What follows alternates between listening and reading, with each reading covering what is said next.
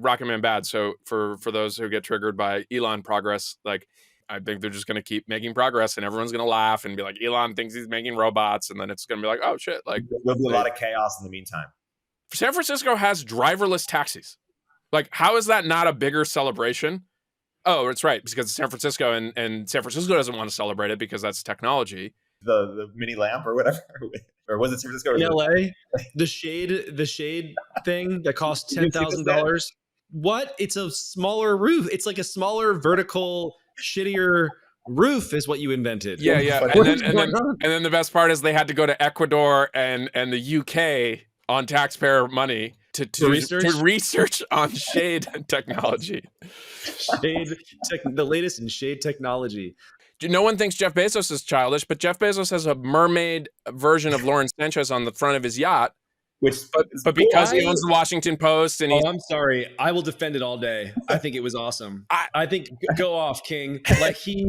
Please, who doesn't want their hot lover as a statue on the top of their, or like on the, what is it called, the mast or whatever? What is all right. I'll give you. I actually thought it was their mega yacht. It's the biggest sailing yacht in the world. Like, that is some king shit. It's not called F you money for if you're not going to say F you, right?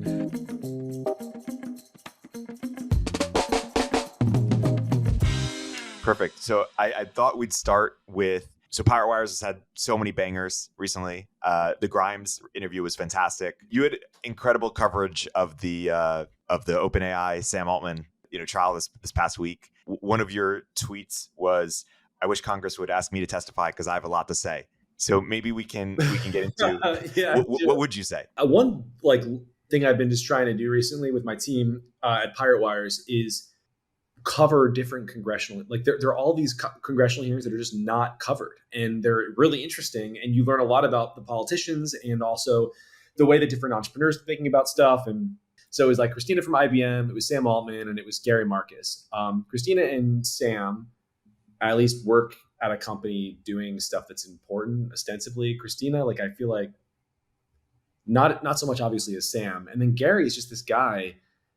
He's just like this asshole with opinions online. And I'm like, I'm an asshole with opinions online. And I don't agree with any of his opinions. They should bring me on. I can talk about all sorts of shit. I want to talk about how Gary said that a chatbot was responsible for a guy in Europe killing himself. That's crazy and should be introduced.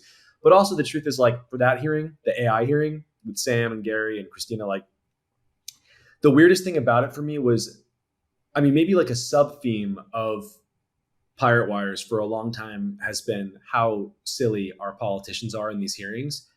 They weren't that silly in this hearing.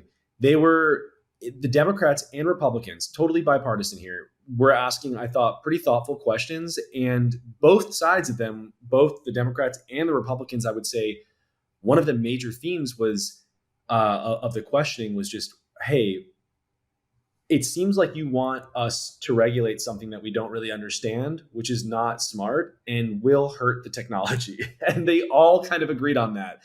It was this weird kind of self-awareness. Now, there was some stuff from both sides that, especially the Republican side, that was a little more, I'd have to go back and rewatch it. But my sense was that the anti-230 stuff and the free speech stuff was maybe coming off a little more, it was a little more pronounced on the right.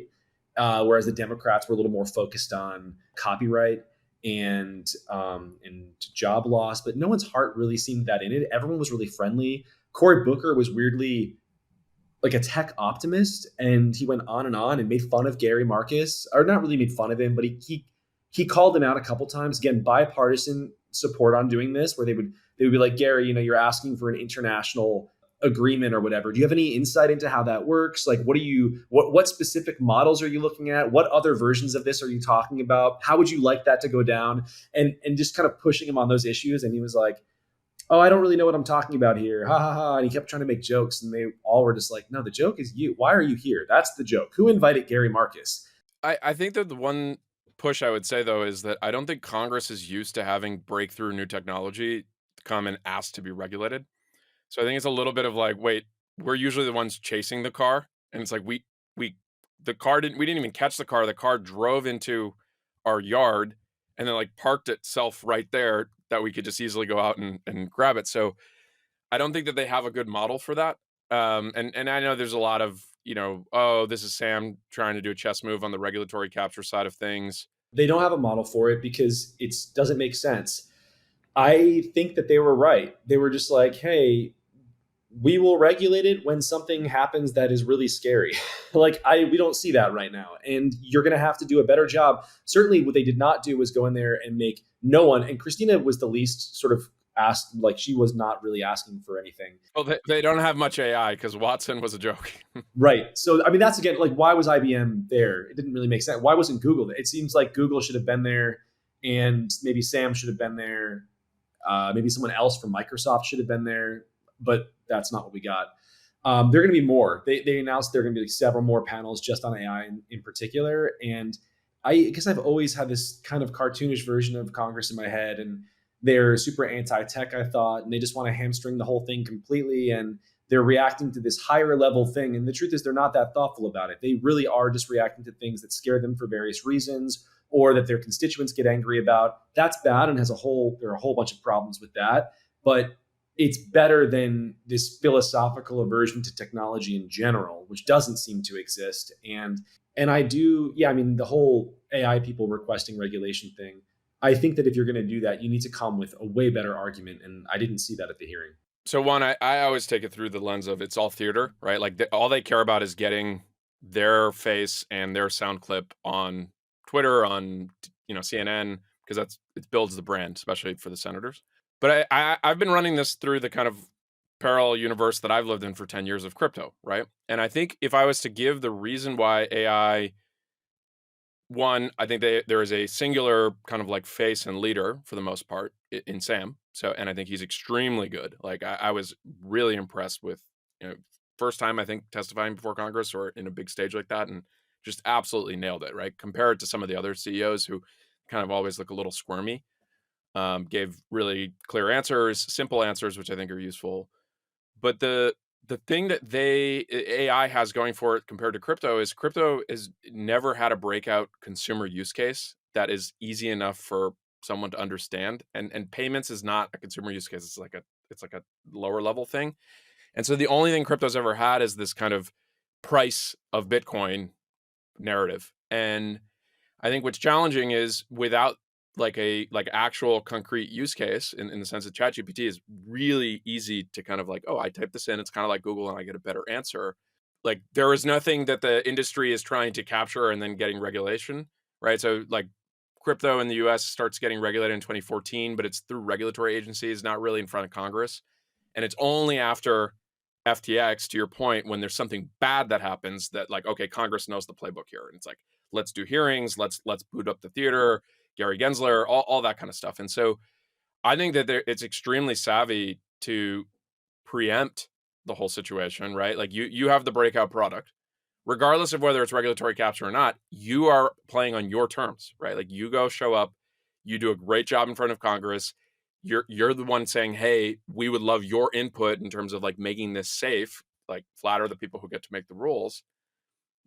That I think is just such a savvy move compared to, this kind of very decentralized thing with crypto where no one ever made that engagement, and they're only making the serious engagement in Congress now after FTX. I would push back a little bit on a couple points. One, in crypto, and I understand what you're saying, there's no face of crypto. However, Brian Armstrong has done a lot asking for regulation and has gone off about that. And it's like they don't want that because they don't want crypto to exist. And it wasn't FTX. FTX was the excuse they had to go after crypto. They wanted crypto gone for years. And then in terms of like the sort of savviness of Sam, I think he did a fine job. I don't think he did a great job. I think he did a fine job, an admirable first attempt. Zuckerberg has been asking for regulation for years. He like innovated the entire genre of tech people asking for regulation. And I found it really crazy back then. But what was happening with speech, he was trying not to do it at first. He was like, he was actually this like whole lost history of tech people really trying their best, which my heart is kind of in a more open place right now. But Zuckerberg and Dorsey, even the Reddit guys, I think Alexis to a certain extent, especially Zuckerberg and Dorsey, I think really tried their best, and especially Zuckerberg tried his best, and to sort of maintain free speech heading into the elections and stuff.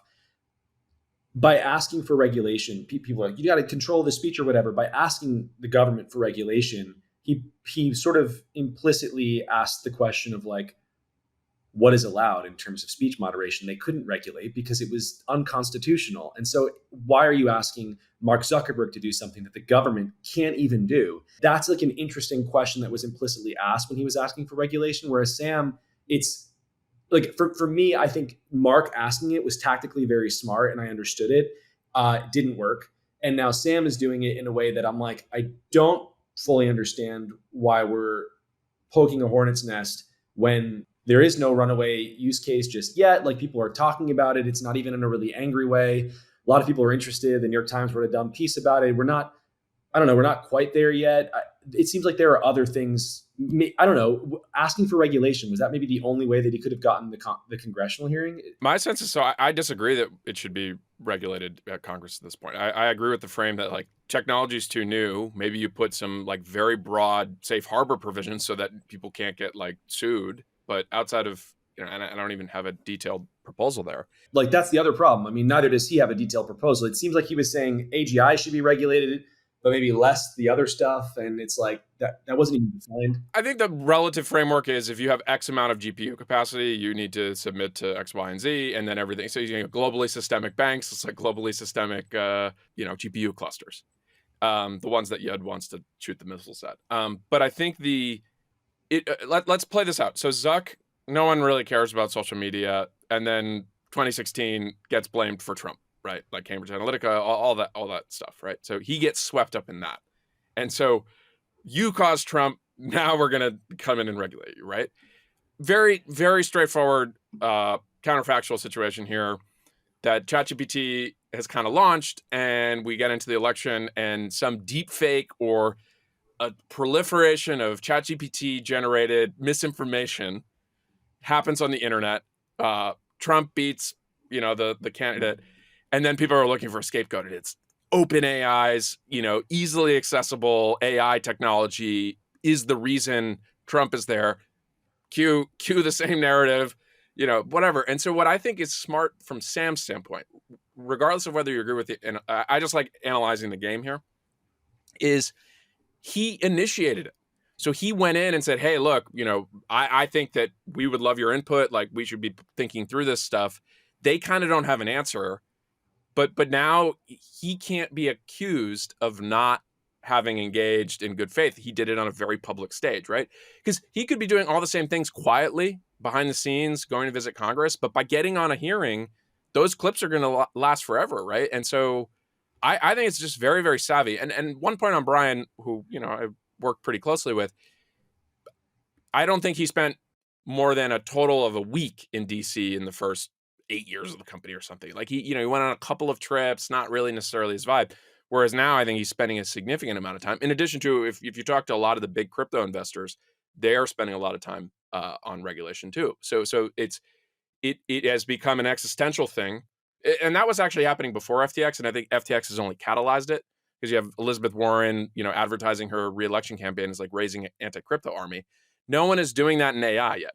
And like Elizabeth Warren is a really good bellwether of like, she was to flip on like AI is going to take away, blue collar good jobs and all this other kind of stuff. That's a huge L for the entire industry and especially the market leader. And so I think by getting ahead of it, and Sam is extremely savvy, I think it buys them more time. And then whatever the regulation that ends up coming is, they're going to have a lot more more opportunity to shape it. I wonder if it's almost reverse psychology. Like, because tech is infighting so much on the AI front, or tech is so scared about it, maybe that's why other media or sort of DC is like, they're so anti-tech that whatever the prevailing sentiment in tech is, they're anti that, even if the sentiment in tech is that we're scared of the technology. Does that make sense? I have actually seen a strain of media, and that's what charges the whole political machine, where there's an assumption that all of the apocalyptic talk with AI is just marketing. And I kind of am inclined to agree. Like, I actually sort of think there's something to that when you're talking about, oh my God, my technology is capable of destroying the entire world. And it's like, That's pretty good for me. That's like very good marketing. I'm like, wow, that's pretty powerful. You control a doomsday device. Tell me more. That's wild. Hey, we'll continue our interview in a moment after a word from our sponsors. I want to tell you about my new interview show, Upstream. Upstream is where I go deeper with some of the world's most interesting thinkers to map the constellation of ideas that matter. On the first season of Upstream, you'll hear from Mark Andreessen, David Sachs, Balaji, Ezra Klein, Joe Lonsdale, and more. Make sure to subscribe and check out the first episode with Mark Andreessen. The link is in the description. Secureframe is the leading all-in-one platform for security and privacy compliance. Secureframe helps you get SOC 2 audit ready in weeks, not months, and it's used by thousands of companies like AngelList, Coda, and Remote. I believe in the company so much I invested in it, and I recommend it to all my portfolio companies. Sign up for a free demo at secureframe.com and mention Moment of Zen during your demo to get 20% off your first year of Secureframe. There's obviously danger to it, but I do think that a lot of people talking about the danger are not actually afraid of it. They just want to talk about how what they're working on is very important. And then still like a whole other group of people who are talking about the danger of AI also don't worry about the danger of AI based on just revealed preferences. In my opinion, they're living their lives as normal. They're not trying to stop it or anything.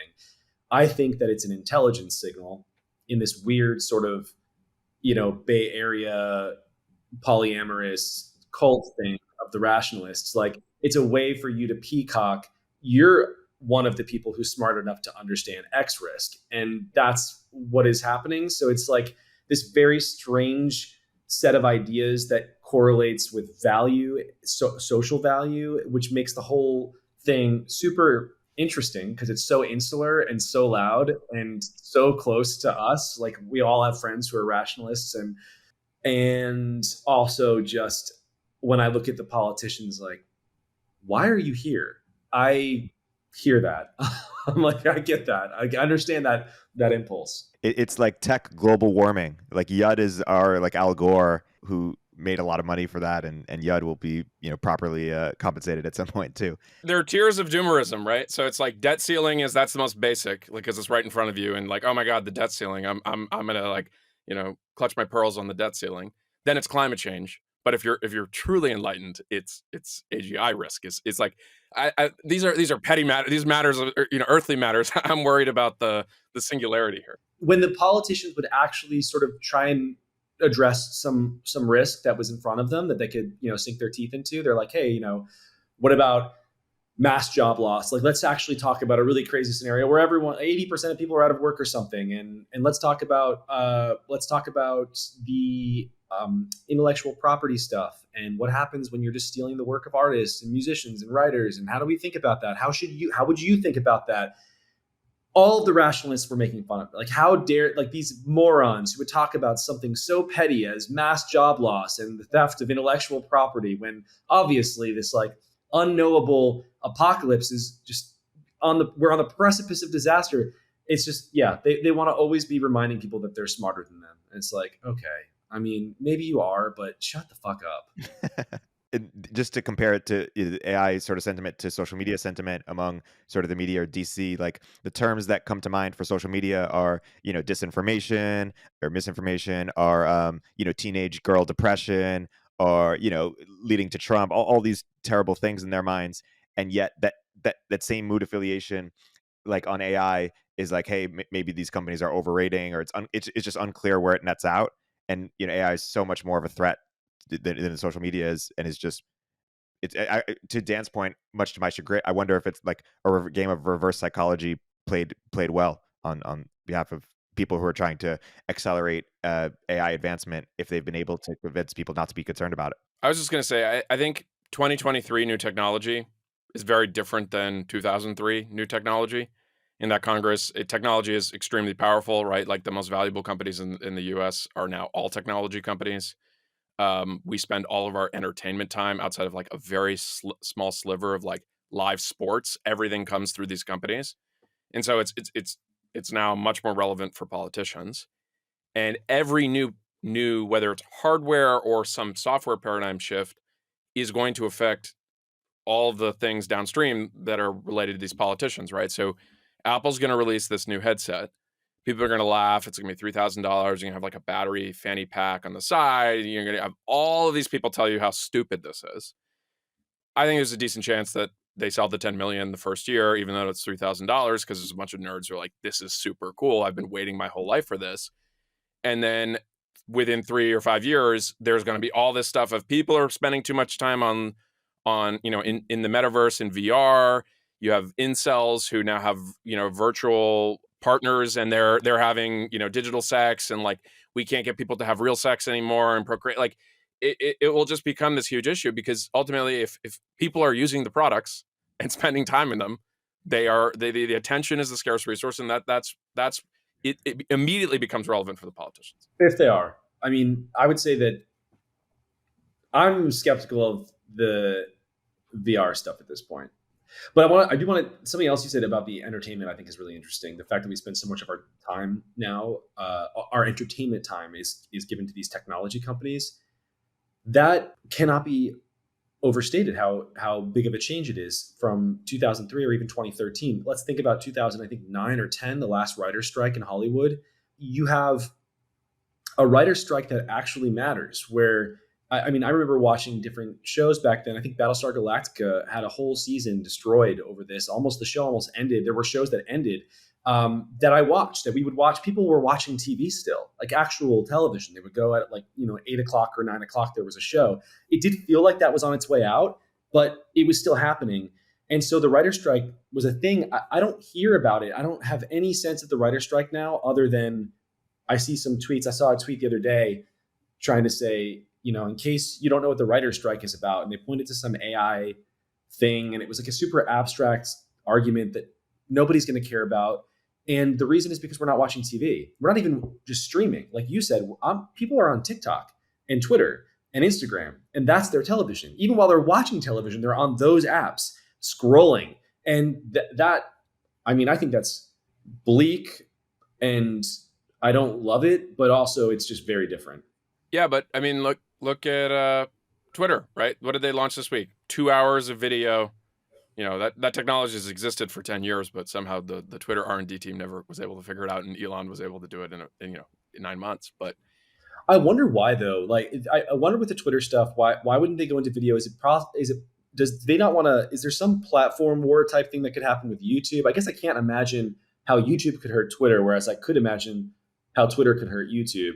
Yeah, Twitter is upstream of a population of YouTube links, right? Like the Twitter is distribution for everyone until Twitter captures that on Twitter. But I think if you just I spent a lot of time thinking about this. The dominant form factor for entertainment is an infinite scrollable feed, because it's think of like the era that we grew up in, like channel surfing, like just bumping the channel, okay, and then the next one. Now you just have that as it's actually the default behavior. Like it doesn't even last long enough for you to keep going. Like you just keep scrolling. And it can be anywhere you are. It can be in the coffee line. It can be doom scrolling in bed for several hours. And so I think like that is just like the fundamental thing in society that I don't think people grok enough, is just the phone is where attention is spent. If you just take the total percentage of time in a kind of digital form or like a mass media form. And so now that's where the politicians want to make sure that they have the most control.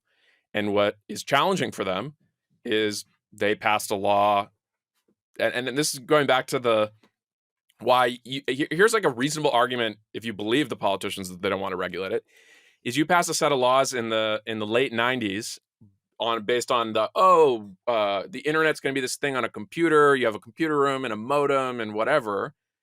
And then it turns into this like ubiquitous supercomputer in your pocket that just like you can spend infinite amounts of time on wherever you are.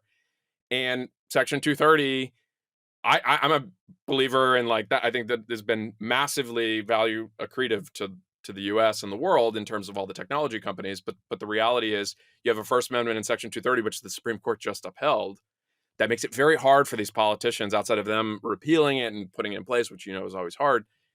They can't get their claws into this stuff. So they have to do all this like BS, like the FTC stuff for Facebook and Twitter, and like, but they can't actually get control of the algorithms, right? Where they did do that with television, right? Like they had, what is it, the fairness doctrine, or I forget what it was like equal time slots for politicians. There was all this like mucking around with the way TV worked, plus the fact that in a pre-cable era, there were only 3, 4 stations, and that limited spectrum allowed for a lot more quasi-government control. As much as we were a free speech country, like the TV networks had a lot more control based on how the laws were put in place. Like you couldn't swear on them and all that other kind of stuff. I was wondering recently at what would happen if it was after the Sam Altman hearing, because there was so much, not so much, but there were a couple of people who were very, very just openly, we want to get rid of 230. And I just wondered what that would look like. Now we don't really maybe have to worry because the challenge was just turned down by the Supreme Court. Did you guys read this? So yeah, there was a challenge to 230 that went to the Supreme Court and they wouldn't hear it. I think they said we're not going to hear this challenge or whatever. So 230 lives another day. Well, the Gonzalez versus YouTube, and then I think there was another case, and basically they found it's like, okay, if someone commits a terrorist act because they were radicalized by watching YouTube videos, like remember that whole Kevin Roos, like if you stay on the YouTube algorithm too long, you become a terrorist. Right. Well, the Supreme Court has decided that you're not liable as YouTube if you watch a bunch of videos and then commit crime, basically. Yeah, it turns out the terrorist is still liable for the terrorism. Right. Yeah, not YouTube. So New York Times hit hardest. Not enough accountable. Yeah. I want to segue into Twitter. Twitter recently announced or it came out that there was a new CEO emerging. Mike, you had a great tweet, which is, can anyone check if she's liked my tweets? I need to know if I can trust her. So we briefly touched on it last week with Dan, but Mike, I want to hear your take on the new CEO, but more broadly, let's reflect on the past X months of a new regime in Twitter. In terms of reflect on it from a business perspective, like what do we think about the prospects of the business? We're all avid addicts of the platform. Our businesses are on it. Dan's business is competing with it. But then also, what do we think about from a societal perspective as well? So there's a lot to talk about there. I'll let you take it first time. Well, I think that the new CEO is just a puppet. I think that the whole point of her is to have someone who Elon could blame for things that people aren't happy about. And I think that's smart. I think he needs that. I think that he needs some breathing room and he needs to not be the main character on Twitter for a while. One thing I worry about with him is I think that he might understand that on some level, but also he's drawn to it and he likes to be the main character. And there's one weird thing that's been happening, like with Trump and now with Elon in the context of Twitter specifically. It's like the best you can actually, like if you win the game of Twitter, you control your own Twitter-like platform. Like that's kind of like what it leads to. And in a sense, I feel like that's what like psychologically, like we're maybe when you're in the game, you're drawn to that in some way. And he's stuck in that machine of just being like, the winner of Twitter. I think that's worrisome. I want him to go and work on important things. And I think that's degrading of someone's mental health. I think it's bad for the platform. I think it's bad for him. I think he's done a good job in terms of just, as Dan mentioned a second ago, they've been capable of doing long form video for a long time. And now they're just like now doing it. There's a lot of stuff they're just now doing. What I hope that Elon does is starts killing some of the product developments that aren't working. I have no problem with him introducing. I think it's cool, really cool to watch him introduce new products and like really rapidly and be like, we're trying this now. But I think he's got to get better at sort of accepting when something doesn't work. And I think right now subscriptions is not working and he needs to just either change it dramatically or, for example, no one even knows that I'm on subscriptions right now. There's no way for me to add it in a tweet thread. Like I start with one that's free and then there's like a paid one only. I would love to be giving comments to people that they have to actually pay to read. That would be wild if it was like someone's in my mentions being insulting and I'm just like, I respond, but for subscribers only, that would be cool. There are all these things that you could do that you're not doing, but what you are doing is hamstringing traffic to places that you consider competitive because Substack is, they have a notes product that nobody uses and they have a CMS really, which Twitter doesn't have. So by that, I mean, Substack is a way that you can kind of bootstrap a media company. You're publishing articles is what they look like. And on Twitter, you can't really do that. And I've tried and I'm still trying. And it's like there are a lot of problems with just the format. It's unreadable. People don't like it. They tell me they don't like it. They don't want to read it. And then the bigger problem is you can't share it outside of Twitter in a way that makes sense, in a way that everything else, if you're sharing, links to Substack or links to the New York Times, you can share that anywhere. With a tweet, it's like it's not presented in a way that is meant to be shared like that. And so I would say, just in general, I think, the sort of incoherence on the topic of speech, like, high level, I think it's been a mixed bag from Elon. I think even maybe the best example of this is just the Twitter files. Like, in the very beginning, you're like, wow, this is an unambiguous good, amazing. And as they kind of leak on, you're like, this is petty and not really helpful and not really informative. And it's just a mixed bag. I'm glad it exists, but there's good and there's bad. And overall, I think it's really important that Elon took the company, because it doesn't matter what the rules are on Twitter. This is a point that I feel like people have this sense that I'm this like complete Elon propagandist on Twitter. So they want to attack me all the time when I'm like, it doesn't matter what the rules are on Twitter. They want to kind of mishear that and hear me saying, like, it doesn't matter that Elon doesn't support free speech or whatever. Like, of course it matters. Political censorship is wrong, and we want to live in a world where that doesn't exist. However, the most important thing, what I'm saying is, like, the most important thing about Elon controlling Twitter is that there is now one major social media platform that follows a different set of rules than every other major social media platform. And so because of that, it like almost doesn't matter what the dominant rules are on either platform. What you have now is something closer to an approximation of more free speech rich social internet, just because they're different. There are going to be things that you can't do on Twitter that you can do on Facebook, and vice versa. And that's better than living in a world where all of the platforms are coordinating in real time to deplatform, Alex Jones or whatever at the exact same moment. That's really bad. We forget actually how much worse things were. And not even just before Elon, I feel like things cooled down before Elon took over, but they were really, really bad. And probably they're going to get really, really bad again in the next election. And what I worry about, I'm hopeful for Elon. I think he's going to stick to his guns, but he's going to be under a lot of pressure to start doing political censorship as this election heats up. And that's when we'll see. That's when we'll see what he's really made of, I think. My sense on the subscription product is he's just iterating on it, right? So he tried to do the, blue check apocalypse on 420, didn't work. So starts adding back blue checks. And I think progressively they've just added back most of them. I think the only group of people that haven't really got them back are journalists, which that I think is pretty funny. Right. So it's like the actual notable people, they got them back. And then if you worked at the New York Times, you don't. I think that's great.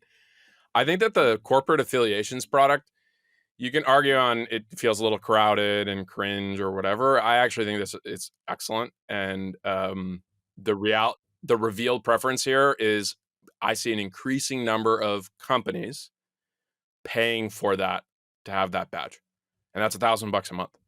And so I think the original version was, because when you let J. Cal do product, like you just, but good insight to do the badges. But their version was, oh, well, the New York Times can go buy it for all of their people. Instead of blue checks, you get the New York Times badge, which potentially is valuable. And it's like, well, that was a miscalculation because these people hate Elon, so they're not going to go do it. But what I'm seeing is if you look at a bunch of startups, like if the startup hits a certain amount of funding, they just go and get the badge. Like they actually want that status. And so I think that that's a smart product. And the reality is if you get companies to pay for it, they are way less sensitive. And so your $8 subscription a month, that's $125 $8 a month subscriptions for $1,000 a month.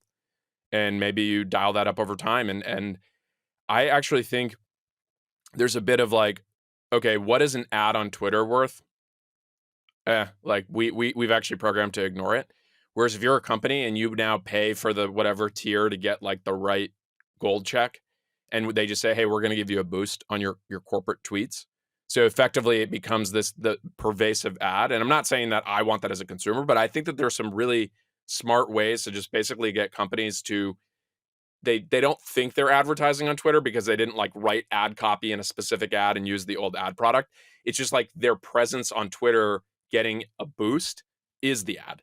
I'm optimistic that they're going to continue to iterate their way there and actually find like a decent chunk of revenue just from these companies, and massively increase the number of advertisers. In addition, now they have a CEO who she knows how to sell ads, and he just added 8 gig 2-hour videos, so you know that there are going to be more people in Tucker Carlson, and so I think that the biggest thing, and we brought this up last week, is if he can just moderate a little bit on the right coded of where he is right now towards a more centrist thing and not have the main character thing blowing up, and maybe that's the winning strategy.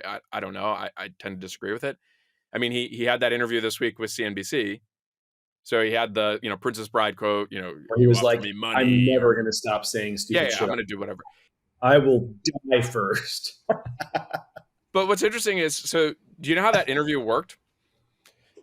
He did that interview on CNBC.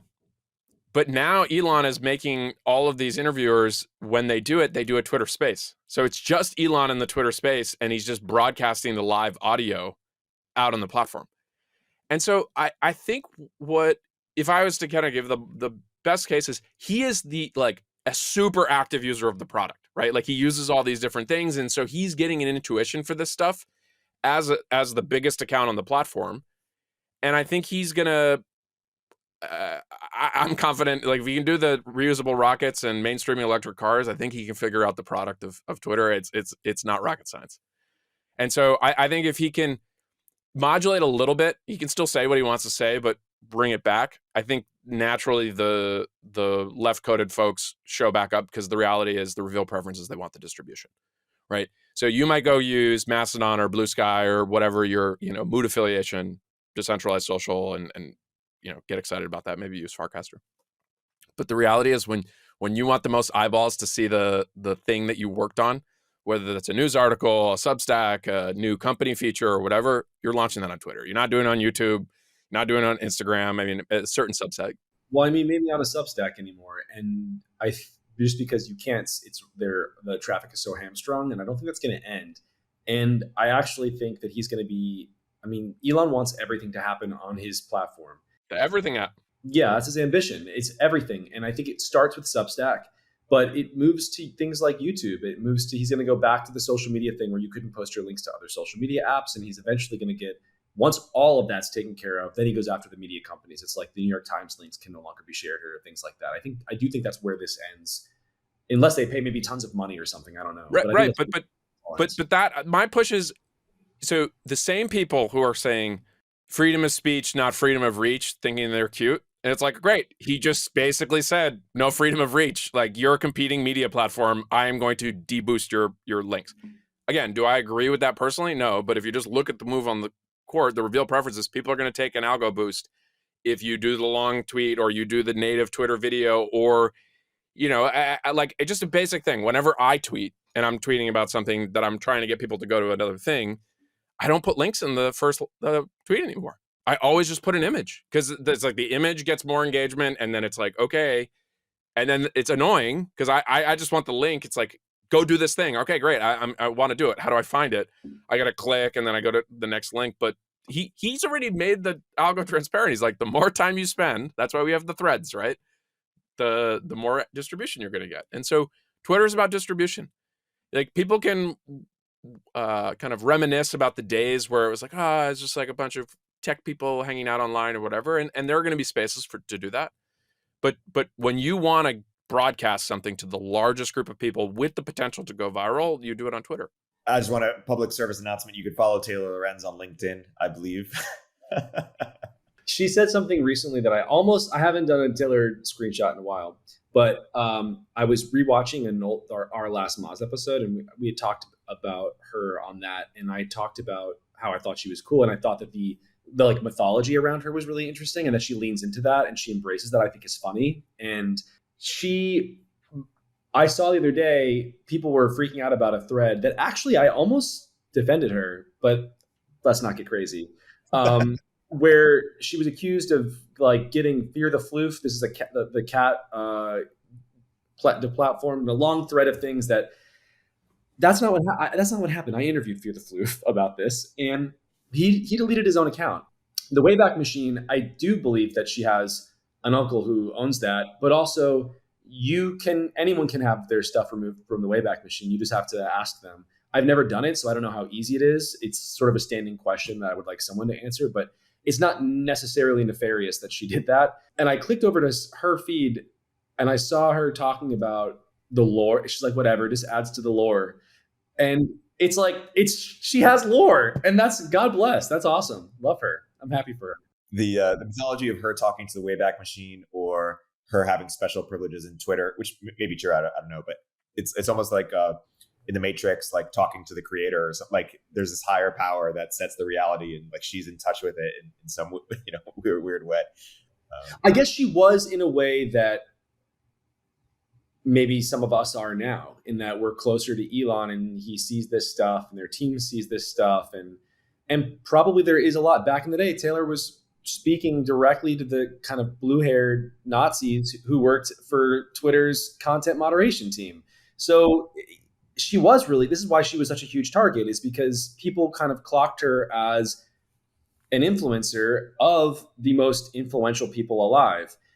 My mom yesterday, or like this last week's, a few days ago, she was just casually started talking about this Rolling Stone article that accused me of election denialism, which I'm not, by the way. I voted for Joe Biden. I'm embarrassed about it, but I voted for Joe Biden. I'm like, that didn't happen, Mom. That's crazy. Like, no way. That, first of all, does the Rolling Stone do they even exist? Like, second, like, why would they care about me? She's like, it happened, son, and blah, blah, blah. And she sent me the link, and it was from 6 months ago, and it was because Elon Musk, it was right when he was taking over Twitter. He was talking to me a lot. I was one of many people that they did like it was like 6 or 7 accounts that were like these like really right-wing, scary accounts. And with journalists at that time, they were very afraid that the person who was now going to be calling the moderation shots was influenced by people like me. And actually, that's a valid concern. If you're them, just the other day, I don't know how it happened, but I mean, there was one of these crazy communist accounts, like in San Francisco local politics. They went after Gary Tan and kind of threatened to kill him with it was like a gun emoji and a guillotine thing, and they were like, "We're going to get you," or whatever. I screenshot it and just made a comment about it. I was like, "It's weird, what sort of violent language we're allowed to say and what we're not." And it got a lot of attention, and that person got deplatformed. So I was like, whoa, like the rules are different. And I don't know who saw that or how that happened. But if I were on the other side, I would be very mad at me right now. I would be like, you're getting people to platform, like you're the man, you're like a fascist and all of this. Even though, I don't have any kind of official relationship with anyone over there. I don't know how it works, but I do know that a lot of people over there now are followers of mine. And I think it would be stupid to pretend that that doesn't mean something, in a way that it did mean something back when Taylor was friends with their content moderation team. To be fair to that tweet, it was like Gary Tan was saying, use your democratic right to vote for another candidate because this candidate I don't like. And someone responded, it was some, non-account, it was like hippity hoppity. So it was like weird that it was like full horseshoe theory. So you have this really alt-right coded thing. It's like a frog with a gun and a guillotine. Yeah, so it's just like, wait a second. So I thought Pepe was like right coded. Now it's left coded because like I'm like horseshoe theory. No. Yeah. So are you saying that they should have been deplatformed, or are you defending them? I'm generally against this idea of deplatforming as like a concept. I think the idea of having multiple clients. I mean, I'm working on a world where this exists. That's like the version of there's a website I don't like, we need to take the website down. That's a much higher threshold than social media where an account can just be disappeared. That said, I think, and I actually should verify this, I would imagine they are a lot more transparent when they take those actions now versus the, kind of 1970s Argentina style, like they just disappear you and like you don't know what happens in the middle of the night. I think if there are going to be moderation rules at all about violent language, you have to be consistent. And so that's kind of how I feel about that.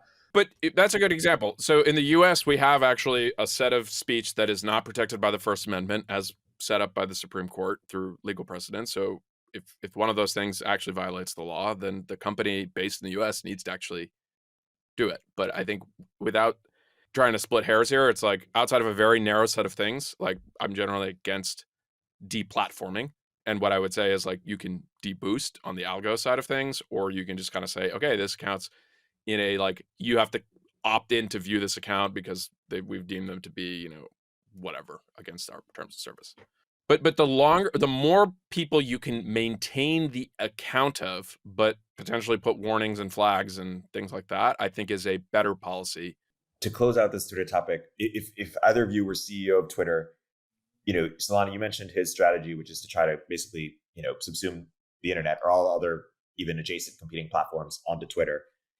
I believe you think that's not only a frustrating strategy as a content creator, but a bad strategy. Like if you were CEO of Twitter, you wouldn't do that. You would do something else. Yeah, it would have to be the place where you go to see everything else. I like to like the in Final Fantasy VII, there is this like Adventureland, and the first stop of the Adventureland is this circular room with a bunch of different tunnels in it, and you like portals. Like you jump into each. You can go to like the battle arena. You can go to like the clothing area, and you can go to whatever. And you go there. You always have to go there to see where everything else is. That's where your internet journey begins, and they should be the sort of operating room of the whole internet. That should be the place that you go to see where to go, and they should then improve the advertising product and make a lot of money because everyone in the world goes to Twitter. If they got to a place where everyone went to Twitter to see what was going on and where to go, that would be really powerful. And they were kind of on their way there. There were all sorts of things they could have done. Their product development was just really slow. And I wish they would have leaned into that, because now he's leaning into things like subscriptions, which that's not a lot of money. You know, it's the weirdest thing about his fight with Substack is how little money Substack is making, and how I think that model, I like those guys. I like that product. I don't think that business model makes sense. But in fairness to Elon, or in fairness to push back a bit, it seems that when you say they were on the way there, you know, it was never going to be as big as Facebook, or like Twitter has a onboarding problem, or, you know, it's just, what is it, 1 in 10 Americans or something? Like they can't be as mass market as they wish they were. And so they either can make a little bit of money from a lot of people, but it seems like they had cap constraints on how big they can get, or they make a lot of money from their power. Like Twitter's for power users, right? Twitter's for people like us. And so how do they make a lot of money from us? Hence subscription, right? Yeah, that's a good counterpoint. Maybe you're right. And I'm not going to sit here and pretend that I understand business better than Elon. So I'm Twitter CEO tomorrow. I split the app into 2 apps. It's like Twitter, Bloodsport, Arena, social network that like the very online people like ourselves use. And like that is just, you just make that the best place to just like absolutely go at it with the people that you hate online, which is what drives Twitter. And connect with your friends, right? And then 98% of people, 95% of people use a TikTok like just call one Twitter Pro and don't charge anything for it. And then Twitter, which is just like no follow model. It's just a TikTok like infinite feed of the most interesting content that you get a bunch of very online people to produce for free, which is what basically happens today.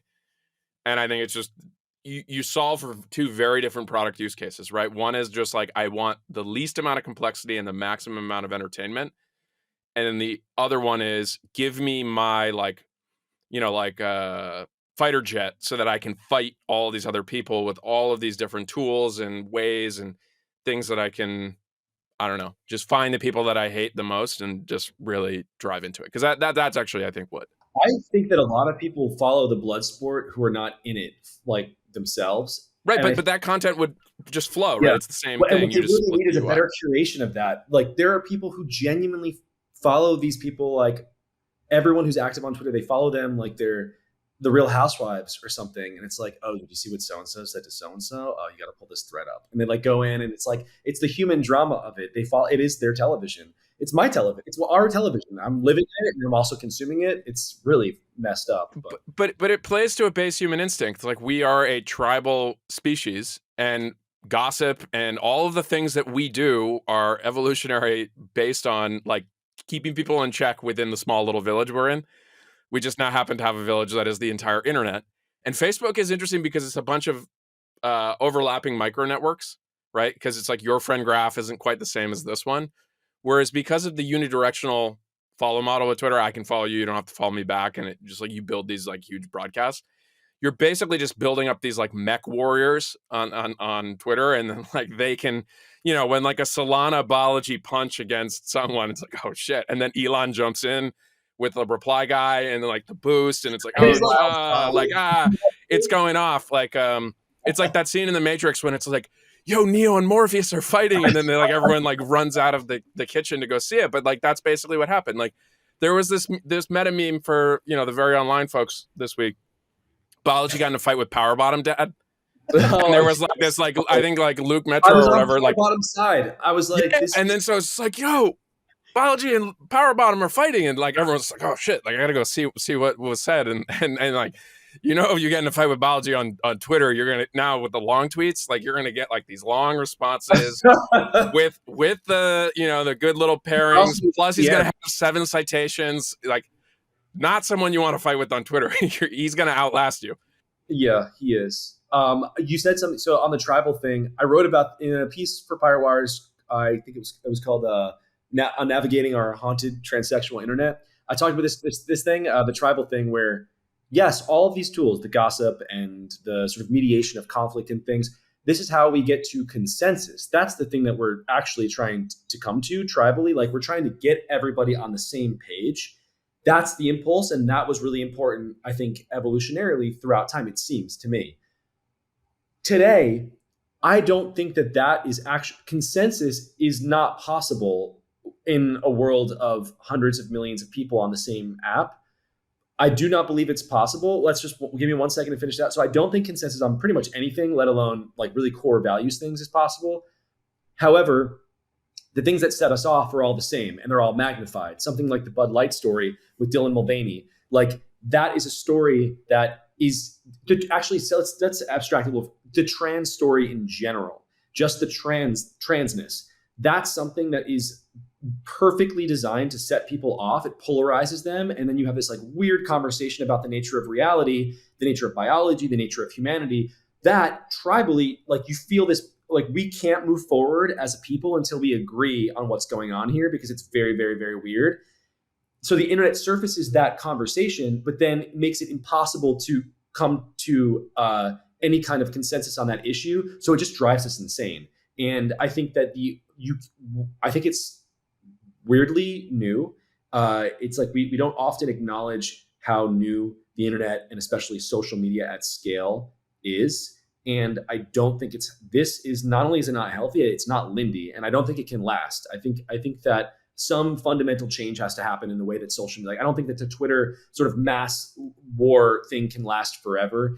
And I think maybe smaller communities is going to be the future. So now I want to use the Avengers. Twitter is Infinity War. Like we just say it's going to last forever. But I think it's any culture war issue, right? Like another shooting, boom! Like everyone just got their charts. They've got their whatever memes. They take the same video clip. Half of the video clip they can use to their side, and the other side is using the other side of the video clip. It just, but it goes back. It's just blood sport. It's the fodder. It's the cannon fodder for the daily culture war blood sport. I would say there is one way we do reach consensus on the internet, and it's called cryptocurrencies. Like by definition, like you have a consensus algorithm, and it's worked so far, at least with Bitcoin and Ethereum. What does it say about Dylan Mulvaney? Is it going to help us get consensus on? No, but I think like if you just broaden the point to any culture war issue, when have we cryptocurrency believe in? Yeah. What culture war issue have we made progress on with social media? It's none. Yeah, none. It's just it's just we know that it's like Red Tribe. But think about that what you said though, because previously we did as a culture you could say because it was a slower moving process and it was more diffuse. Now it's all concentrated into these, just like who has the best dunks. When you think about, for example, the Dylan Mulvaney Budweiser thing, this is for maybe people who are, I feel like it's almost impossible that Moz listeners don't know about this, but we're talking about obviously the trans influencer getting a face, like her face on a can and sent to her, and her doing a commercial for them. Internet explodes. That's something that should have lasted less long than a school shooting. That drama lasted like 6 weeks. And that was when I decided to write it. I was like, whoa, this is this has more intensity than I'm used to for something so stupid. And what that indicated to me was that people were being driven crazier by this than they have been in the past. And it seems like it has to come to some kind of breaking point. I don't know how we can persist in this world where people are not only living with two entirely different sets of, I don't know, frameworks for what reality is, but they also want everyone else to agree with them. And that's what you have now. Is like, it's not just like, oh, we're happy to sort of have Californians be weird and sort of maybe in San Francisco gender doesn't exist and like everyone's a hermaphrodite or something. But in Texas it's like man and woman and whatever else. No one wants that. Everyone wants everyone to be like them, and that's a product that is the internet, where you're like, no, everyone has to be exactly like me. And I can see some asshole in Tennessee who's not like me, and it makes me mad, and I want them to change. Those are new things, I think. It's new to be so intimately connected to people who are not like you and who you need to be like you. That is new, but what is old is the idea of the personal is political and the universalized, the universalizing tendency of injustice anywhere is a threat to justice everywhere. That's true. And it's interesting because Mark actually gave us the alternative framing on polarization, which is that the alternative is just a one-party state, right? The alternative of an infinity war is just one side dominates, and if you don't like that side, that's a bad world. If you like that side, then you win. That's sort of the history of the 20th century America. It was a one-party state. Yeah. You're talking about media polarization or media like separate. We had a couple of channels that were controlled by the same sort of dominant voice. Well, maybe for the audience, if like that kind of philosophical or intellectual frame, and this, I think Curtis talks about this, but basically it's the idea that you think that there is a Democrat and Republican, but the reality is they are the same. It's an establishment, and the Republicans are just 20 years behind the and you have some kind of more crazy theatrical oriented ones, but the idea that there is actually no real independent anything outside of the establishment until the internet, and now you're getting exposed to the fringe Substacks, the weird people on Twitter, on all that, and that's actually causing more of the polarization than it was this simple frame of red versus blue. Like, it was actually never that. It's you're getting exposed to the full radioactive potential of humanity. The algorithm surfaces the most extreme things. And so it's like, that's all we can talk about. The two things that we're allowed to talk about in the trans conversation, it's like, one, either like your 3-year-old should be taught about sex change operations in kindergarten, or two, like, what was the phrase? Trans should be abolished. like we're going back. Like, none of this stuff should even exist. They should lock them up. No gender reassignment surgery for grown-ass adults who are crazy, whatever. Like, I'm probably people are listening here and like, they're like, that's not that crazy. I think, I don't know.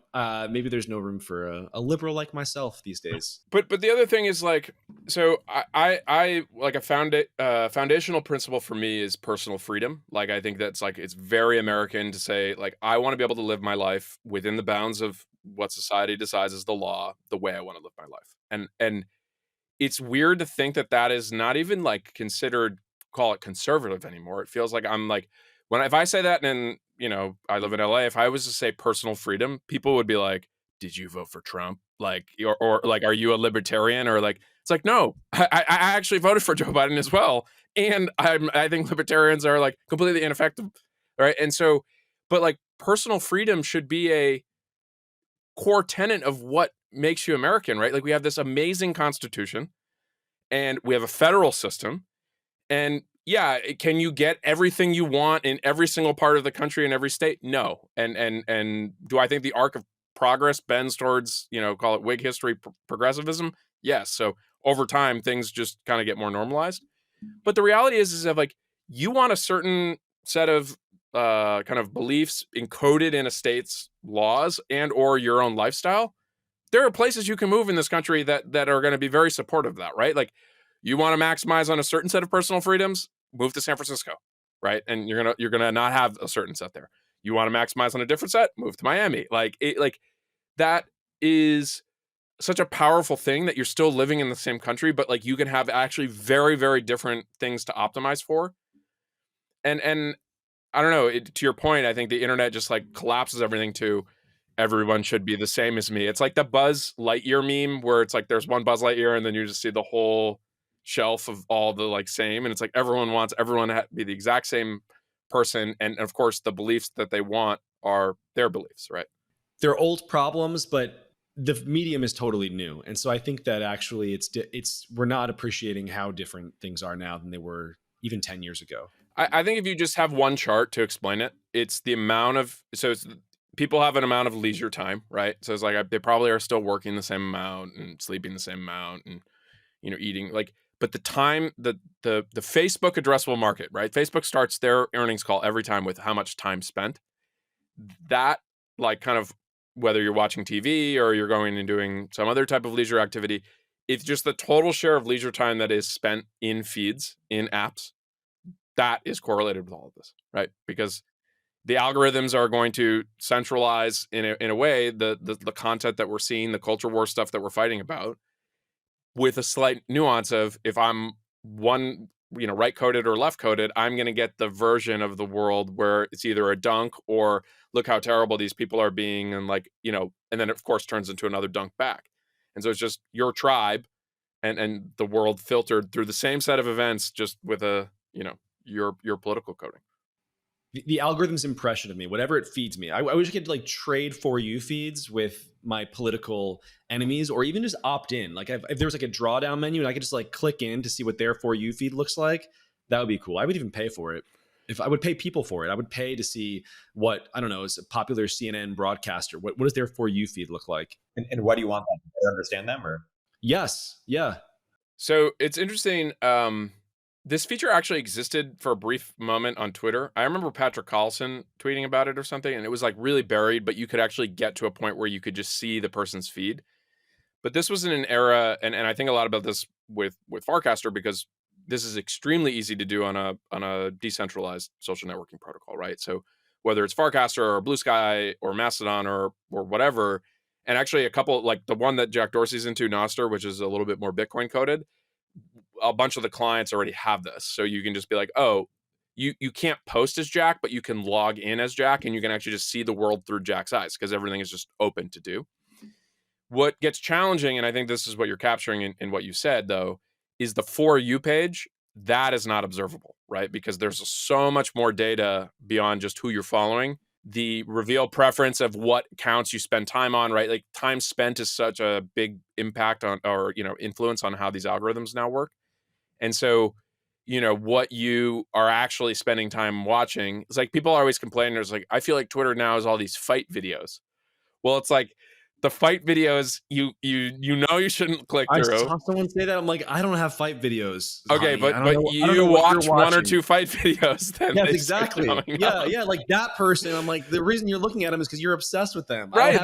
They show up, and I'm like, it's funny. There was a family member I will not name in my broader family.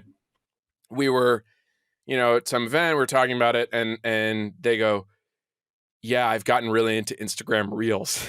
And I'm like, what? Like, of all the people I know in my life, not really that into social media. And he's like, yeah, I've been watching these videos of car crashes.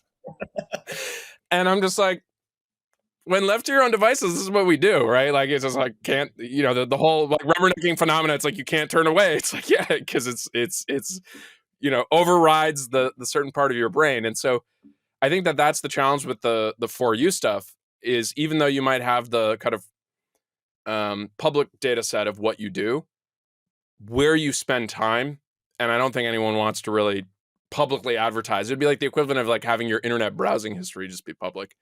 People don't want that. So that will accrue with whatever tool you're doing the browsing, and that time spent is the actual algorithm at this point. To close out the Elon topic, what's funny is there are all sorts of complaints about his Twitter behavior, but the stuff that is relatively harmless or not as threatening is kind of the titter stuff, sort of the juvenileness around certain sexual dynamics or cryptocurrency like Doge, pushing or that kind of thing. But what's really a threat is that he was taking sort of people like libs of TikTok or Ein Milestone or these people who were getting threats to be banned or certainly deplatformed in the old regime, and he's endorsing them. He's not only letting he's endorsing them to 130 million people. He's like speed running Michelle Tandler or something. He's speed running becoming based, like, or and there's a highbrow version of it, which is like the Richard Anania, and there's a lowbrow version of it, which is like, I don't need to name like accounts, but it's fascinating to watch, and he's dribbling down on it. I would also say that I don't necessarily agree that the titter and stuff like that is not offensive to these people. I think that they see it as really, really scary because his behavior is that of a teenage boy, and teenage boys are uncontrollable. They see teenage boys, the American teenage male is like the opposite of the woke substitute teacher energized like hall monitor that defined the previous era of the internet. They exist. In fact, that type of person exists to control teenage boys. And now it's like they're gone and there's a teenage boy on the throne, and it's like, buckle up. I do agree, but I guess I would say even if his tone was totally sober and mature, and he was calmly saying, hey, looks like, let's relitigate Michael Brown in 2014 and all this stuff that he's bringing up, I think the vitriol would be just as much, because he's substantively pushing on the pressure points in addition to his tone. But I think his tone gives an attack vector that isn't necessarily strategic for him. Can I put a posit? So we talked about this with Catherine about serious people. I think what drives people crazy more than anything else about Elon, I don't think most people admit it, and the people who kind of Rocket Man bad, is it's kind of a play on Peter's thing about Trump being a serious person too, is that Elon doesn't act like a serious person, but is an extremely serious person, right? Like reusable rockets, mainstreaming electric cars, like Neuralink, all that shit. Like the outcomes there are very serious in terms of moving humanity forward. And what the people on the other side don't like is what they care about is how you act in terms of what you say, how you are perceived as being serious, which means the establishment. And then they don't actually care about the outcomes, right? So it's like, I'm going to talk about climate change and the Paris, climate agreement and all this BS, but then I'm going to shut down my nuclear plants, right? Whereas the Elon version of it is, I'm going to put these crazy, conspiracy theories, and I don't even like that word, but like, I'm going to surface a lot of chaos, but I actually have he did this back in March. I have the only concrete plan to systematically reducing our dependence on fossil fuels at every part of the energy stack in the economy. And he can talk through that at a first principles level. And then the best argument against him is like, oh, well, he's a marketer and he has his timelines wrong. It's like, bro, like what electric car have you sold? He has 50% of the electric cars in this country. How many superchargers have they built? Right? Like it's just insane. Like Starlink, so the fact that he doesn't do what the establishment wants in terms of the act, that's what drives people crazy. Yeah, I agree. No one thinks Jeff Bezos is childish, but Jeff Bezos has a mermaid version of Lauren Sanchez on the front of his yacht. But because he owns the Washington Post, and I'm sorry, I will defend it all day. I think it was awesome. I think go off, King. Like please, who doesn't want their hot lover as a statue on the top of their, or like in the, what is it called, the mast or whatever? What is that? All right. I'll give you. I actually thought it was of their mega yacht. It's the biggest sailing yacht in the world. Like that is some king shit. It's not called F you money for if you're not going to say F you, right? But I guess like Bezos, he owns the Post. He's a little bit more bought into the establishment. They hate him. I pick a different example. They hate Bezos too. Well, what's interesting about Bezos is he's not full Gates, right? Like Gates is like completely in the board. Gates right? is the one who they love. Bezos just got his NASA contract. Like good for him.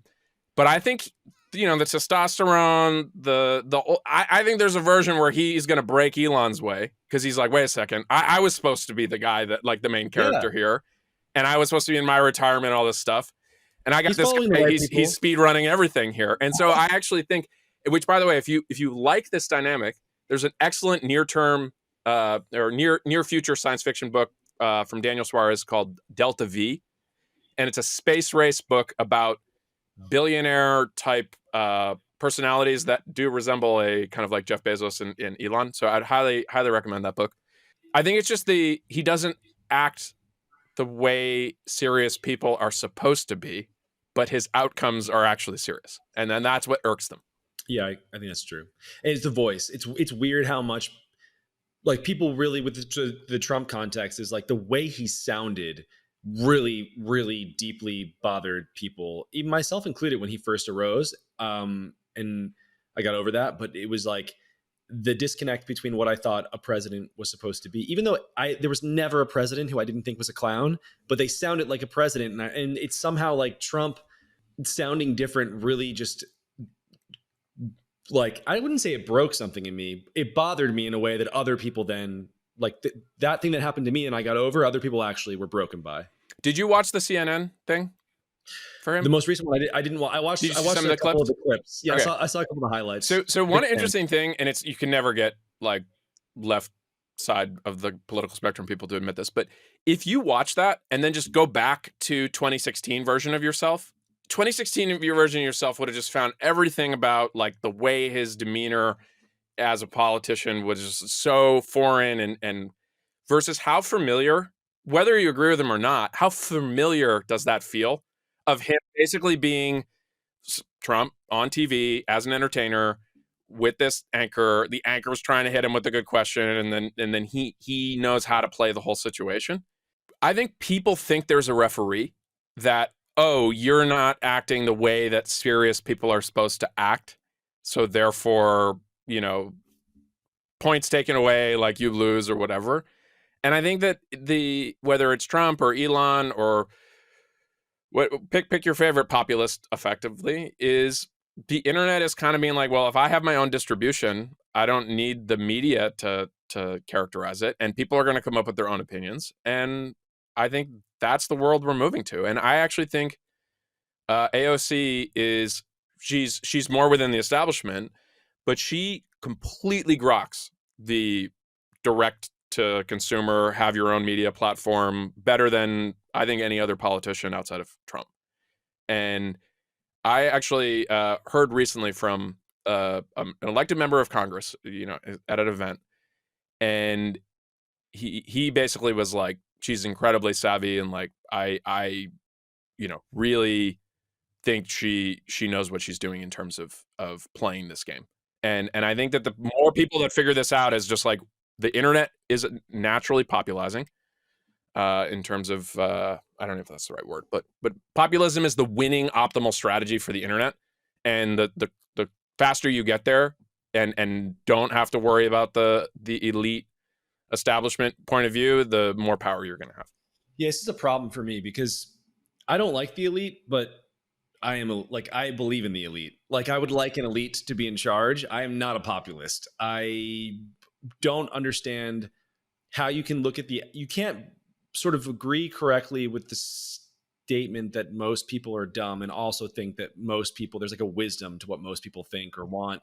It's not true. And what I would love to live in is a world where people sort of acknowledge that there are some people who are like a little more together than other people. And maybe the way we get to that is different. It's not necessarily like credentials or something. It's like the fruits of your labor. Elon's done a lot. That gives me, for me, he's produced a lot of good in the world. And I look at that and I think, okay, well, I'm leaning in. I want to learn more about this.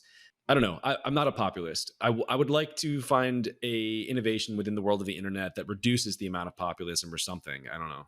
A few responses. One thing in terms of like tone, in terms of what wins on the internet, it's also a sense of humor.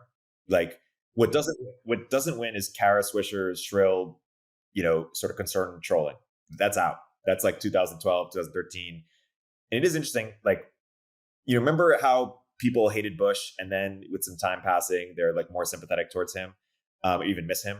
I wonder if that's like going to happen to Trump too. I already see like the tone is changing. There are some people who would never have quoted him or said he's hilarious now openly saying, wow, he's like a comedic genius. And I think part of it is, kind of the internet has changed. But it's just interesting to see, humor wins. And, even I see like AOC or Taylor or Lorenz, I see them being more funny, or being more engaged, like adjusting their style, to like be able to, make fun of themselves. Like Shrill is out. I agree to a certain extent, but then you also see a weird emergence of it on the right. So you see like the woke right, like even the way that people will talk about there was like a Miller Lite commercial after the Bud Light commercial, and I'm like, there are way better targets than this. Like what is going on here? And it was specifically like, we need to show them that like this is not how we do things in this country, and we're gonna like cancel them and stuff like that. And I thought, I don't love this. And maybe there's like a balancing where the polls they're both sides are adjusting a little bit. Shrillness is a way to get power, or it's a way to exercise your power to cancel people. And when you have no power, there's no use of being shrill. You should be subversive to try to, And so, but what happened is the left was so shrill, they overused that technique that it started to lose its power. And now the right is gaining a little bit of power. And so that they're starting to use it in, equally bad ways. The other thing that's so fascinating is that, going back to Elon and Gates for a second, the media, this is, decentralized, but it partly takes the approach of shaming people. It shames some billionaires to get them to do things that they agree with. And Gates is someone perhaps who's been shamed, or Zuckerberg, I don't know, like people like shame work to some degree, shame, guilt, whatever you want to call it. It worked, hold accountable. It worked to some degree. Whereas with Elon, it opposite of worked. It backfired so significantly that he was like relatively neutral, and now he's like a sworn enemy, and he deplatformed them effectively. Like it's funny to reflect on the shame strategy by the media of billionaires and how it had such opposite effects. Elon was not neutral. Elon was left.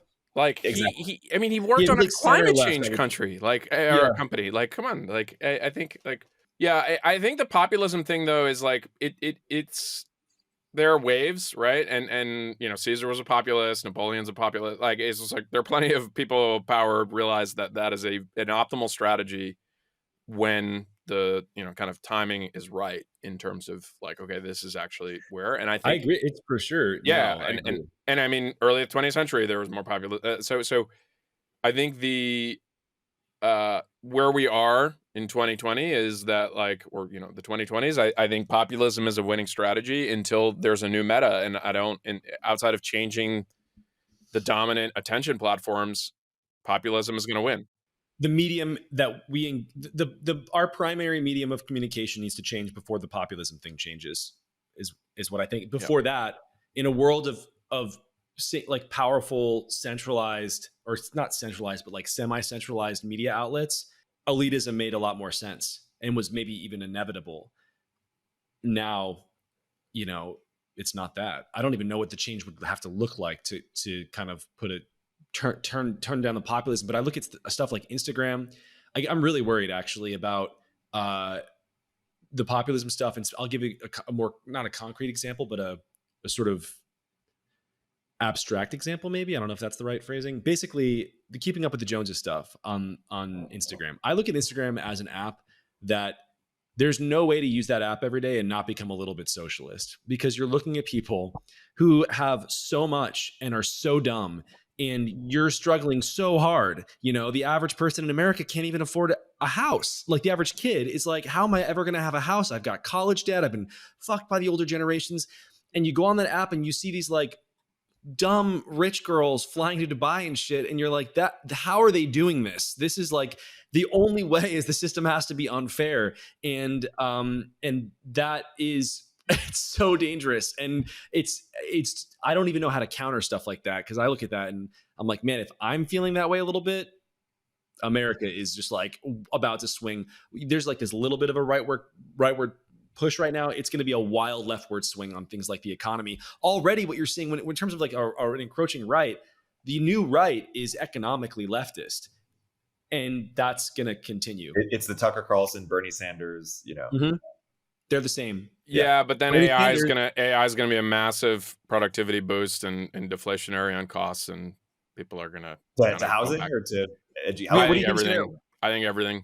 I'm like 10 years. I think just like massive impact. 10 years. Our favorite chart where all the things that the government touches is expensive and everything else has got cheaper.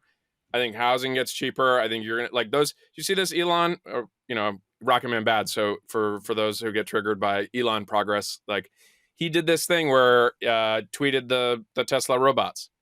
And it's like, Boston Dynamics has been working on this stuff for 20 plus years, and they do those cool videos or whatever. But like, they started working on this robot, 2 or 3 years ago. And I think they're just going to keep making progress, and everyone's going to laugh and be like, Elon thinks he's making robots. And then it's going to be like, oh shit. Like, there'll be a lot of chaos in the meantime.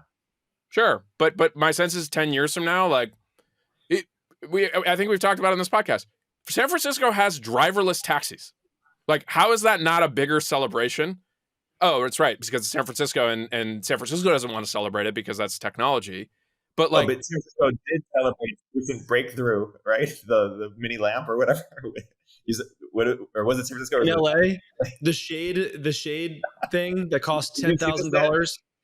It was for shade.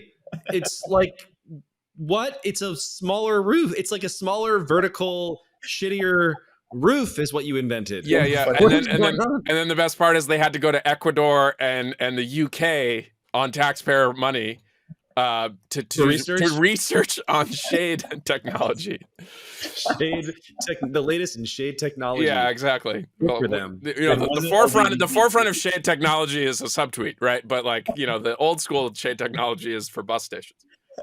But yeah, I think that is the answer to a lot of these problems. The socialism thing is you're just going to get this huge boost from AI, and like things are just going to get cheaper. And, people, I don't know, work a little less. They'll do different things. And so I'm not too worried on that. I think it was interesting, Eric. I read the comments this week on last week's episode, or I guess 2 weeks ago, because this, come out. And people are saying I had a naive take on social media and depression for teens. What was your take? Well, my thing is, I basically tried to create a frame of this like growing depression in society. I think it's a measurement issue, and I think it's like a fake trend, but it's just created by the media narrative. Whereas there are obviously people who are depressed, and like individual versus micro versus macro is different.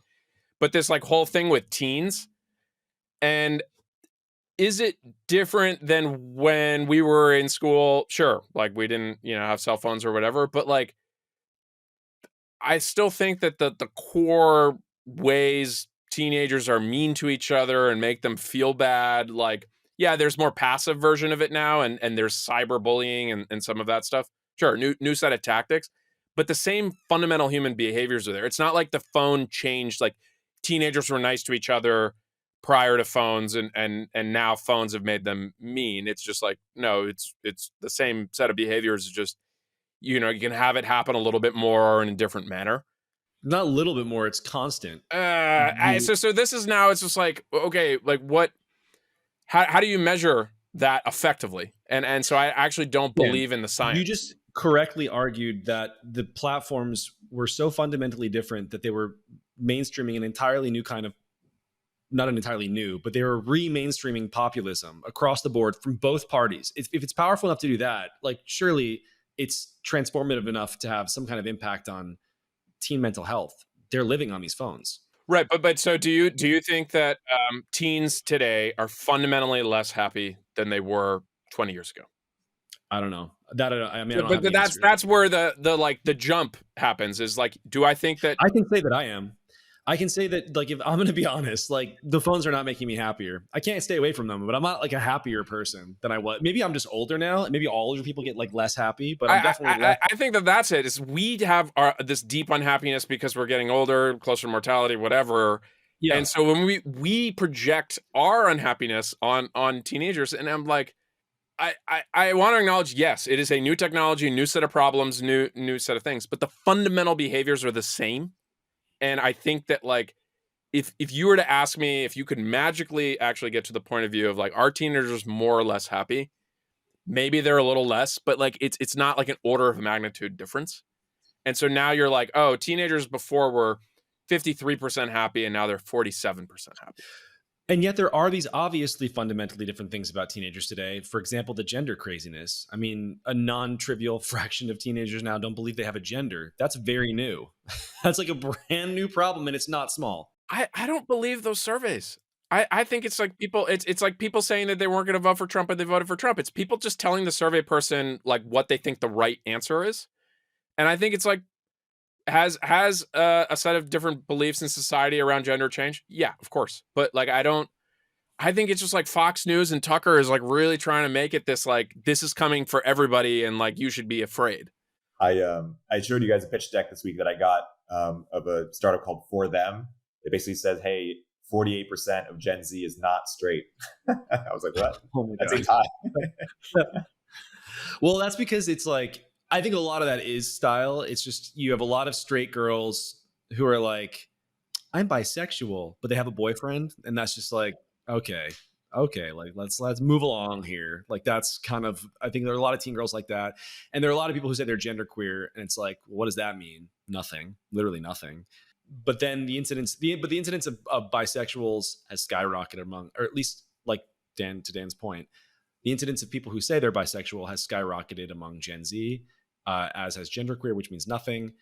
Straightness versus gayness, well, gayness specifically, like gay, pure, like male gayness is like about the same in self-reported surveys. It's a little bit higher among Gen Z than previous generations, but that number is pretty consistent. But there does seem to be a change on the other end of this. Oh, and then trans stuff. I just looked at actual gender dysphoric, like going to get trans reaffirmment stuff.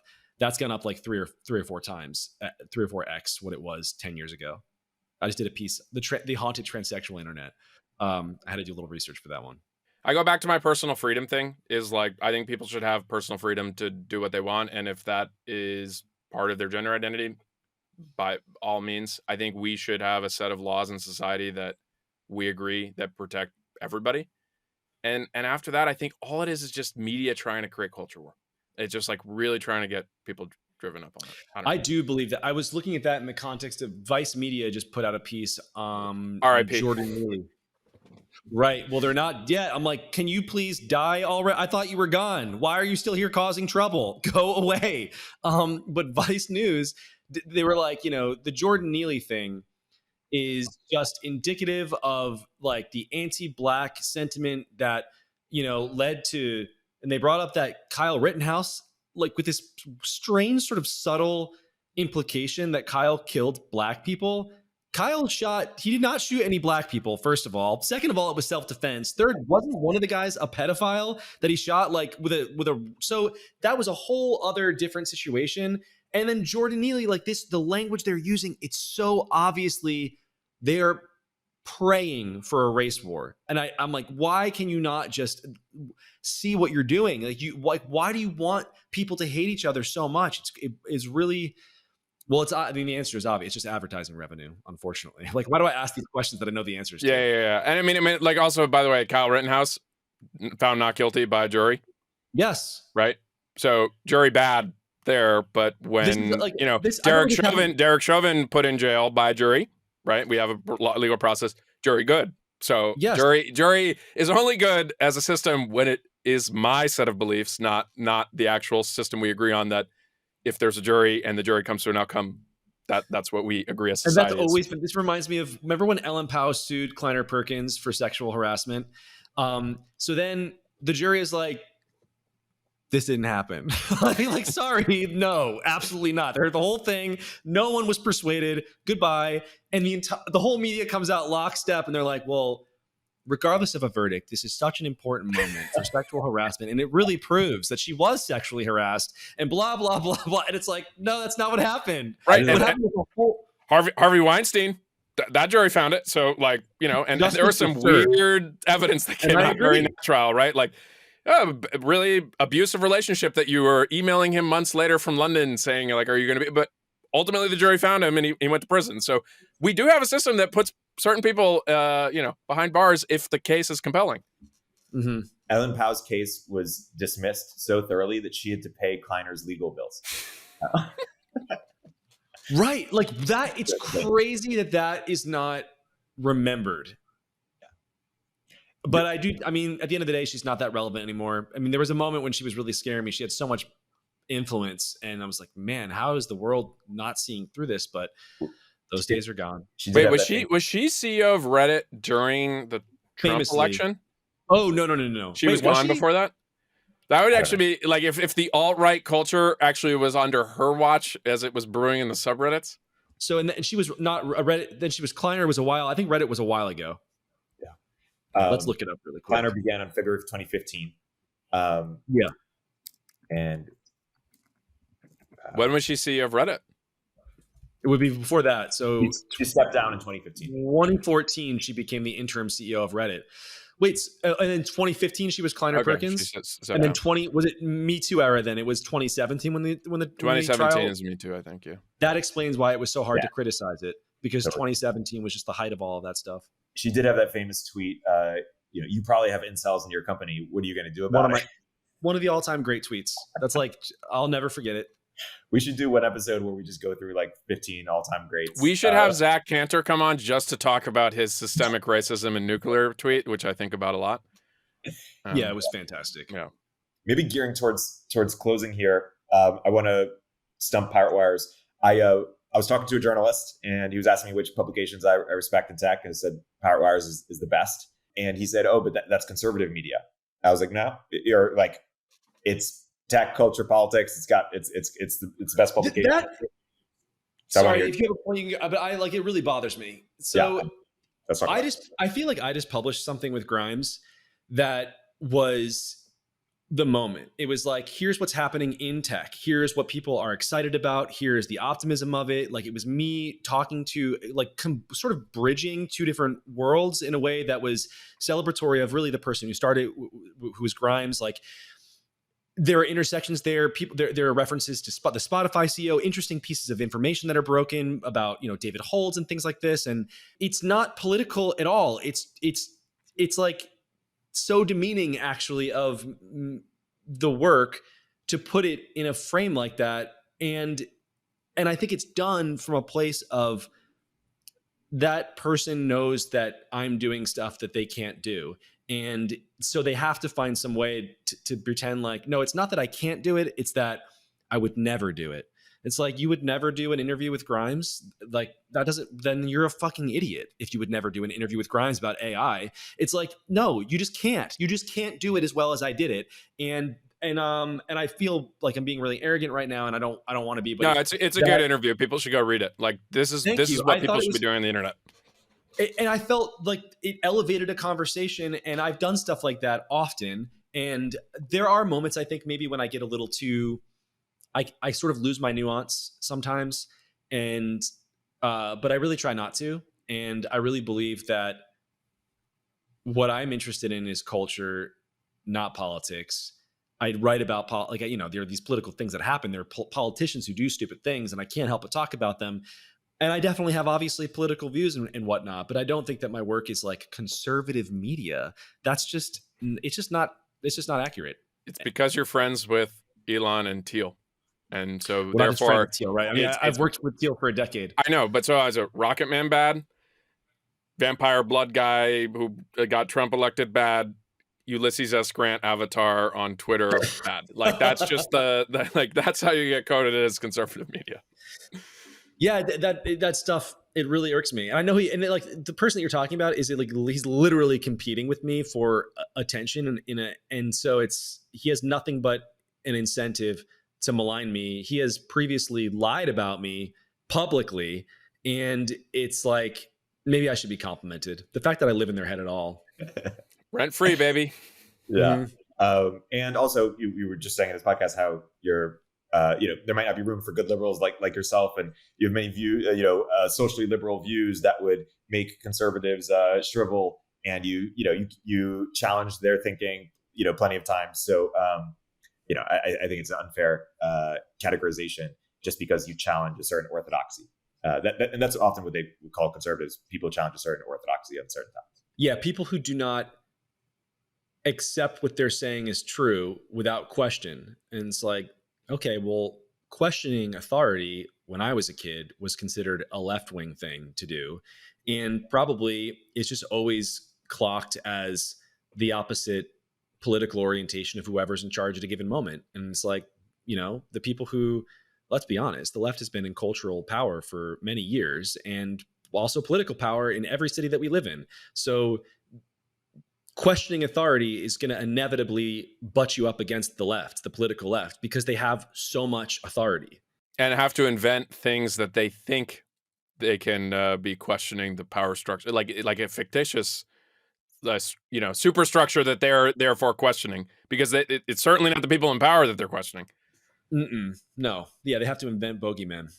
Yeah, it's fascinating. Speaking of invent bogeyman for a second, then we'll wrap this interview. Do you remember, I was preparing, I interviewed Ezra Klein recently, and I was listening to an interview with him in 2017, and he was talking about all this Islamophobia. I don't hear at all about Islamophobia.